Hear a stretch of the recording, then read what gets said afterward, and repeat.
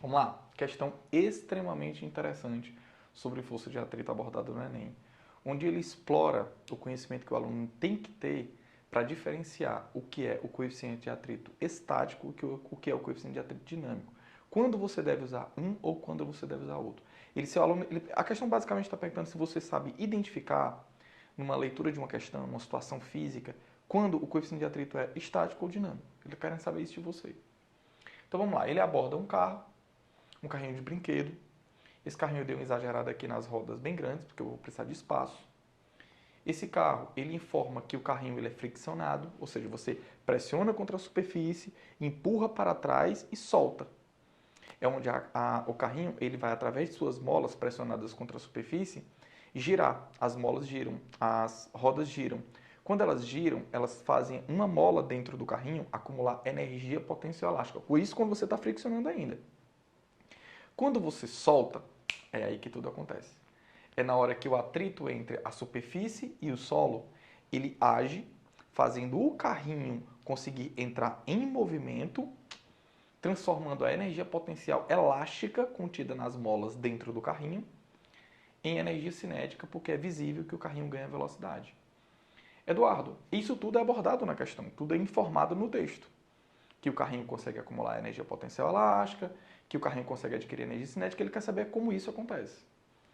Aí o que é que ele quer? Outra coisa extremamente importante que ele fala no texto, que o carrinho ele está tracionando, que as rodas do carrinho junto ao solo estão tracionando. E ele também fala que sem isso não tem como você identificar, que não está deslizando. É sem deslizar. Antes de nós começarmos a nossa análise da situação, você precisa saber isso aqui. Ó.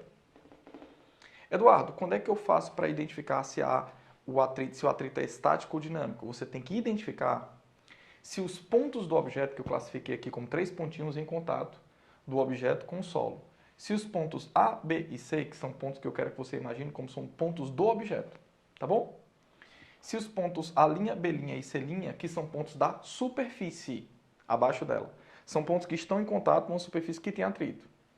Você tem que identificar se no movimento do objeto o ponto A se distancia do A', se o B se distancia do B', se o C se distancia do C'.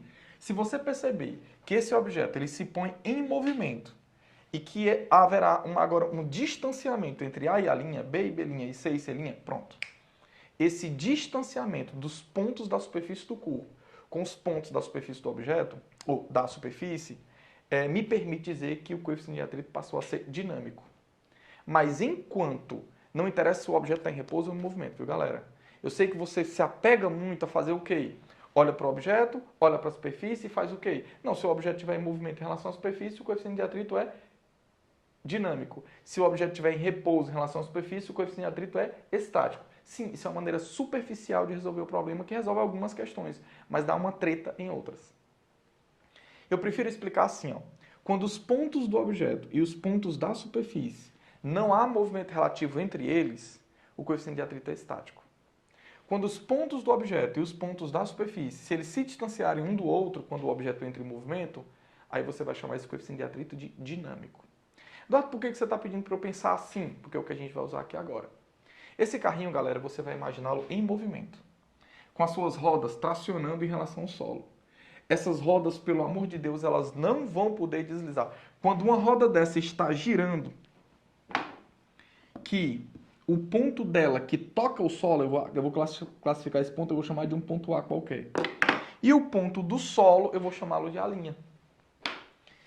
É a roda tracionar que ela pega o ponto A' e empurra para onde? Para baixo. Quando ela pega esse ponto A' e empurra para baixo, não, me perdoe, para trás. Quando ela traciona, que ela faz isso, ó, ela pega esse ponto A' e empurra para trás, produzindo nele uma força por causa do atrito entre eles, entre a roda e o solo. Essa força de atrito, ela age no solo e ela é uma ação. Veja que eu estou colocando em verde porque eu não quero que você se concentre nela. As forças que fazem um carrinho aqui entrar em movimento são as forças que eu vou colocar em vermelho. Então, de novo, quando essa roda traciona, que o ponto A dela toca o solo, esse ponto A, correspondente a ele, você tem uma linha no solo, e esse ponto A ele é empurrado para trás. Quando esse ponto A é empurrado para trás, o ponto A reage na roda, empurrando a roda para frente. A essa força você chama de quê? Força de atrito, que eu deveria colocá-la bem aqui, ó. Que eu deveria colocá-la bem aqui. Aí eu vou pegar esse vetor e vou transpor para o centro de gravidade da roda. Então tá aqui, ó. É essa força de atrito, que nesse momento ela é uma força de atrito motora. Ela corresponde a estar no mesmo sentido do movimento do veículo. Ó. É, na verdade, ela que cria esse movimento. A força de atrito aqui, ela está ajudando, ela não está atrapalhando. Ela é um par de ação e o quê? Reação junto com a que age no solo. Então vamos deixar os pingos nos is aqui. Essa força de atrito, ela age em quem? Na roda. Essa força de atrito, ela é produzida por quem? Pelo solo. Essa força de atrito, ela é estática ou é dinâmica? É aí que vem a confusão. Esse carro está em repouso ou em movimento? Em movimento. A maioria das pessoas vai querer dizer que esse atrito ele é dinâmico, porque o carro está em movimento. Mas, meu amigo, na hora que a roda toca o solo, esse ponto da roda, como ele não desliza em relação ao solo, esse ponto da roda A não se movimenta em relação à linha. Como o ponto não se movimenta em relação à linha, um está em repouso em relação ao outro. Você é obrigado a chamar esse coeficiente de atrito de estático. Então esse atrito aqui é uma força de atrito estática e ela funciona junto com a do solo com um par de ação e o quê? Reação. E tudo o que acontecer na roda dianteira acontecerá também na roda traseira. Vamos aqui para um outro ponto. Vamos chamar esse ponto aqui de um ponto B'.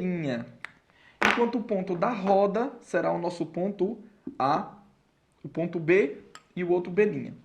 A esses pontos eu quero que você imagine o B como da roda e o B' como da superfície. Quando a roda traciona, ela empurra B para onde? Para trás. Quando ela empurra B para trás, ela produz uma ação. Essa força de atrito ela age no solo e ela é uma ação. E ela age aonde? No solo. Para toda ação você tem o quê? Uma reação. Essa reação eu deveria colocar em B. Mas eu vou transpor o vetor para o centro de gravidade da roda. Então, bem aqui, você tem uma força de atrito que já vai ser um par de ação e reação. E ela age em quem? Que isso é extremamente importante. Ela age na roda. Quando ela age na roda, ela faz o carrinho inteiro entrar em movimento. Quando o carrinho entra em movimento, o carrinho ganha energia o quê? Cinética. Então, a força que faz esse carrinho ganhar energia cinética é a força que age na roda. E ela é uma força de atrito. E ela é a favor do movimento. Portanto, ela é uma força que nós chamamos de força motora. A pergunta da questão que foi feita para você, qual foi? Quando o carrinho se movimenta sozinho, sem deslizar, por isso que você não pode imaginar esse ponto e esse ponto em movimento em relação a um outro. Como a roda não pode deslizar quando ela toca o solo, que ela empurra o solo para trás, você não vai poder imaginar esse objeto se movimentando, esse ponto se movimentando em relação a esse. Como não há movimento de um ponto em relação ao outro, você é obrigado a dizer que obrigatoriamente, você é obrigado a dizer que o atrito é estático. Então quando ele diz assim, ó, quando o carrinho se movimenta sozinho sem deslizar, que é onde está a mágica da questão. E a energia potencial elástica acumulada na mola no carrinho, ela é convertida em energia cinética, sim. Pela ação de uma força de atrito, sim. Aí ele pergunta para você se esse atrito é estático ou é dinâmico. Esse atrito é estático, porque B não se movimenta em relação a B', porque A não se movimenta em relação a A'. Esse atrito ele é estático e ele age em quem? Que é o que faz o carrinho ganhar energia cinética. Ele age no solo? Age. Mas o que faz o carrinho ganhar energia cinética é a força de atrito que age na roda. Então o gabarito tem que ser o item B de bola. Estático na roda. E é justamente devido à superfície rugosa, entre a roda e a superfície. Beleza?